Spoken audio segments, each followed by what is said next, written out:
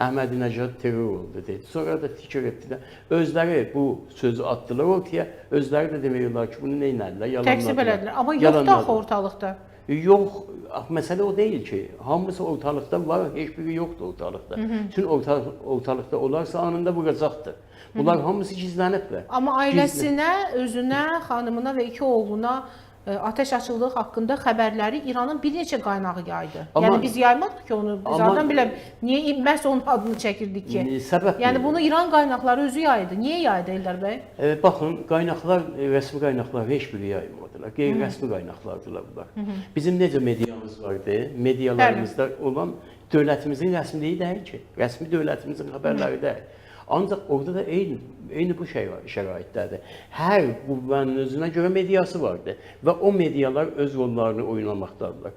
Və Əhmədinəcadın bu günləri ortaya çıxmasının, adının ortaya çıxmasının səbəbi gələcəyə demək olar ki, sərmayə qoymaqdır. Yəni mən varam. Əgər bu olmazsa mən varam. Və sabit etmişəmdir, mən ola bilirəm sizə. Yəni Xameneyi o aradan götürülsə, mən məsuliyyəti üzərinə götürərəm demək istəyirəm. Mən varam, əlbəttə, hazır amada qüvvəyəm burada. Ya bu mesajını atırır. Kimi atırır? Avropiyam mesajını. İstərsiz nə etsiz də elərəm, nə etsiz də deyilsiz oluram, elərəm. Amma o terrorun içəridən edildiyi haqqında yazılmış, o terrorun İsrail tərəfindən həyata keçirildiyi yazılmışdı, düzdürmü? Yox, heç bir şey. Ancaq belə demək məqsəd odur ki, terror olur. Ancaq belə adlı sözü atırlar ortaya. Sözü atandan sonra ortaya şəxsin adı çıxır ortaya. Və bunun üzərində demək olar ki, kumpaniya yaradırlar və bunu böyüdürlər. Necə ki, bu günlər Şahın oğlunu böyüdüblər, Amerika və İsrail tərəfindən. Vallahi o qədər siyasətdən uzaq, bəsit belə bəyanatlar verir. Mən farsçanı təbii ki, bilmirəm, amma tərcümədə baxıram. Yəni, sanki ümumiyyətlə bunun İran içərisində baş verənlərdən xəbəri yoxdur. Sanki gerçəkdən bunun İran bugün nə yaşayır, İran xalqının bugün dərdi nədir, səri nədir, bu coğrafiyada ciddi bir təhlükəsizlik təhdidləri yaranıb, İranın gələcəyi ilə bağlı nələr var? Masada heç nədən xəbər yoxdur, toyda, bayramdadır, keyfdədir. Özdə deyir, mən şah olacam. Yəni adam fikirləşir ki, bunun bir ağlını, fikrini yoxlatmaq lazımdır. Demək kürəkəni də nədir? Yahudi əsilli, Amerikalı biznesmen. Amerikalı, əlbəttə. Yəni bunlar hamısı demək olar ki, əlbəttə ki, bu da indi İsrailin, Yahudilərin demək olar ki, bir stratejiləridir.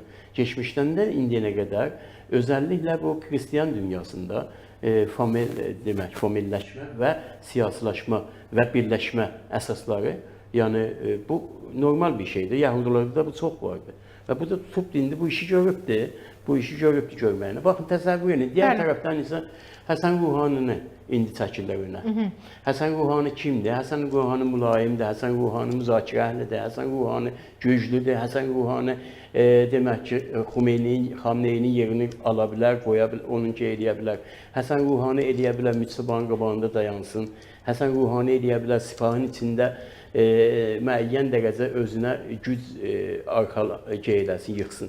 Ya bunlar hamısı demək ki, dediyim kimi Amerikanın və hətta İsrailin və hətta İranın öz içində olan rejimin öz içindəki gizli opozisyonçu vardı, gizli opozisyonçu vardı. Bunların hamısının oyunlarıdır ki, bu günlər çəkirlər. Niyə göstərir bunu? Nədən göstərir bunu? Bunu göstərir ki, rejim gerçəkdən də vurub təkə. Rejim artıq demək olar ki, artıq demək olar ki, gücü qüvvəsi, qüdrəti yoxdur.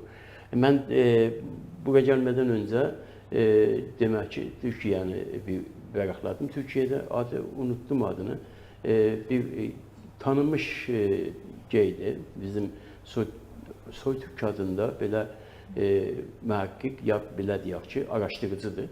Açıqcasını elan edir ki, İran göstərdi ki, bizim umduğumuzdan çox zəif durumda vəziyyətdədir və bu bölgədə bundan sonra bu savaş bunun xeyrinə bitsə belə, bitməsə belə, İsrailin ya arada saziş olsa belə, bundan sonra artıq Azərbaycan və Türkiyədir ki, bölgəni, məntəqəni demək ki, rəhbərlik eləməlidirlər.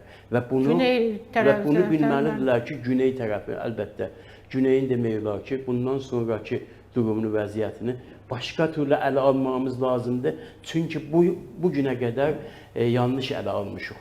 Bu günə, özəlliklə işarəsi Türkiyədir ki, bu günə qədər Türkiyənin Güney Azərbaycanı yanlış düşündürmüşük və yanlış analiz etmişik. Bundan sonra başqa türlü analiz Valla səhər etməliyik. mən bir status yazdım. Baxdım ki, sağ olsun Güney Milli Fəallarının səhifələri paylaşdırırdı. Mən dedim ki, nəhayət 20-ci ildən sonra Anadolu türkü anladı ki, Azərbaycanda Azərilər deyil, türklər yaşayır.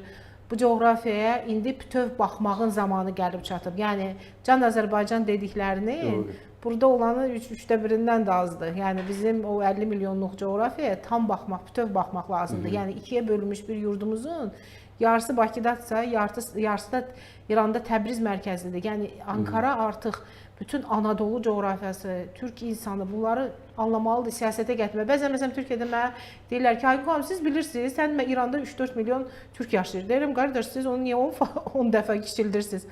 Və niyə bu haqda indi xəbərdarsınız? Və sizin qapınızın ağzında, sizin tam sərhədinizdə 40 milyon insan haray mən Türkəm deyir. Bax, mən elə bir yazı yazmışdım ki, üzünü artıq Anadolunun çevirməsi lazımdır və ötən proqramlarımızda da biz dəfələrlə səsləndirdik, o Türkiyəli politoloqun fikirlərinə qatırılır ki, bax, ötən ay Azərbaycanda bir zirvə keçirildi, Türkiyə-Azərbaycan-Pakistan zirvəsi və biz bu coğrafiyaya baxsaq, bir xəritəyə baxsaq, nə görürük? İranın o üçgənin içərisində olduğunu görürük. Və biz təhlükəsizliyi üzərimizə götürməliyik. Ötən gün isə bizim efirdə hörmətli Pənah Hüseyn, keçmiş baş nazir dedi ki, biz artıq qaçqın qəbul etməyəcəyik. Biz Türkiyə, Azərbaycan, Pakistan olaraq biz artıq bölgədə təhlükəsizliyi təmin eləməliyik. Bu məsuliyyət üzərimizə götürməliyik. Başqa çarə yoxdur. Çünki bizim torpaqlarımızın parçalanma planları var. Bizim torpaqlarımızda Kürd dövləti yaradılması planları var. Biz buna seyirci qalmayacağıq ki. Əlbəttə qala da bilmərik. Təbii ki, doğrudur. Yəni bu sizin də buna işarə etdiniz. Demək ki, Kürd gərnəşməsi bölgədə ciddi şəkildə özdə vurma istiqamətində bəli göstərir, silahlanırlar, etiraf edirlər bunu. Əlbəttə ki, silahlandırırlar, əslində silahlandırırlar və bu silahlandırmaq da bir tərəfdən də bizim xeyrimizə gedir. Yəni bölgədə, məntəqədə hər hansı təhvil, hər hansı hadisə üz verərsə Azərbaycanın xeyrinə gedir bu. Mən bunu bütün məsuliyyətimlə deyirəm. Güney Azərbaycan Qurtuluş Partiyasının başqanı kimi deyirəm mən bunu. Yəni nə deməkdir? Yəni bu deməkdir ki, orada potensial bizim millətimizdir. Potensial bizim millətimizdir. Ya bax, dövlətimiz var. Qardaş dövlətimiz var. Doğrudur. Çox böyük bir Türk dünyamız var. Hə, 3 dənə, 5 dənə gətirib də Kürdə silah verdilər. İraqda nə etdilər? Heç bir şey. Suriyədə nə etdilər? Darmadağın elədilər. Heç bir şey demədilər ki. Fəlakət gətirdilər. Yəni fəlakət gətirir. Bundan sonra ya bu məntəqədə, bu bölgədə təyin edici güc Azərbaycan türküdür. Bundan başqa heç kim bir şey gözləməsin. Amma bu ki hücum olar, insanlarımızı qətl edənlər, sivil insanlarımızı demək ki narahat edənlər, əlbəttə ki bu vardır, edərlər. Doğrudur, amma bir şey də nəzərdən almaq lazımdır. Bir şey. Demək ki, qan verməsən torpaq ala bilməzsən. Qan verməsən torpaq ala bilməzsən. Təəssüflə bizim bölgəmiz budur.